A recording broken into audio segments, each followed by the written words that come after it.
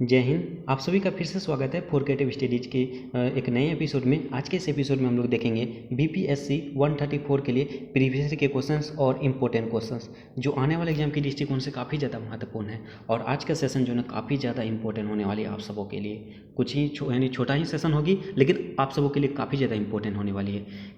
क्योंकि इस सेशन के माध्यम से हम लोग जानेंगे कि अब तक के एग्जाम में कौन कौन से क्वेश्चन पूछे जा चुके हैं और किस टॉपिक से ज़्यादातर क्वेश्चन पूछे जाते हैं, और हम लोग को कौन से टॉपिक्स को ज़्यादा से ज़्यादा फोकस करनी चाहिए, इसकी क्लासेस कहाँ से मतलब मिलेगी और इसकी क्लासेस कब होगी, इन तमाम चीज़ों को। और इसके साथ साथ हम लोग को इसके अलावा कौन कौन सी चीज़ों को ध्यान में रखना है, इन तमाम चीज़ों को हम लोग आज के सेशन में जानेंगे। तो छोटी ही सेशन होगी और इसमें हम लोग बहुत ही बेहतरीन तरीके से समझने की कोशिश करेंगे।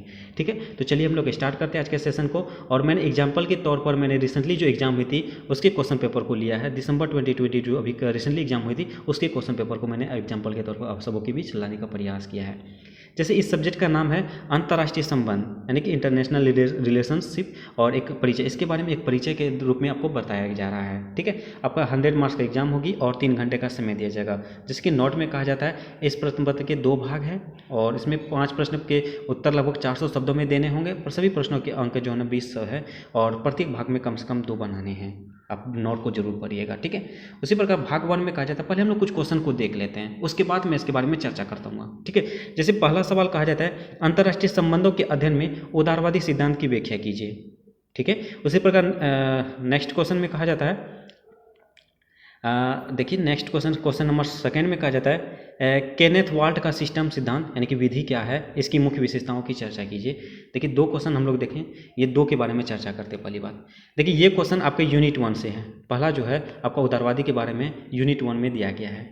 और जैसे कि मैं हर सेशन में ये बताता हूँ आपको क्या क्या तैयारी करना है। कम से कम आपको क्या कहता हूँ मैं, कम से कम यूनिट 1 को अच्छे से पढ़ना। आप सभी जो मेरे रेगुलर मतलब स्टूडेंट हैं उसको जरूर पता होगा कि मैं कहता हूँ यूनिट 1 को अच्छे से जरूर पढ़ लेना। कम से कम बोलना, मैं फोर्स डाल रहा हूँ कम से कम पे, तो आप ध्यान देना। कम से कम यूनिट 1 को अच्छे से पढ़ लेना। और इसके साथ साथ जो आप लेटेस्ट जो असाइनमेंट बना के सबमिट किए तो आप अपने सेशन का कम से कम उसको पढ़ लेना है। 10 से 12 क्वेश्चन उसमें रहता है, तो असाइनमेंट के क्वेश्चन उसको पढ़ लेना। और जो मैं पीडीएफ में प्रीवियस ईयर के क्वेश्चन दूंगा और जो इंपॉर्टेंट क्वेश्चन मैं बताता हूँ उसको पढ़ लेते हैं ना, आपको मतलब उनमें से एक भी क्वेश्चन बाहर नहीं आने वाला है।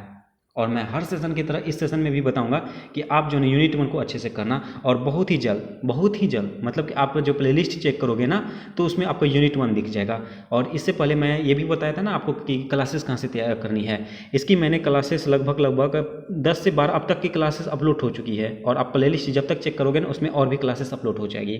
ठीक है, और इसका एक प्लेलिस्ट भी बना देगा बीपीएससी 134 के नाम से। प्लेलिस्ट का लिंक आपको डिस्क्रिप्शन बॉक्स में और कमेंट बॉक्स में पिन किया हुआ सबसे ऊपर में मिल जाएगा।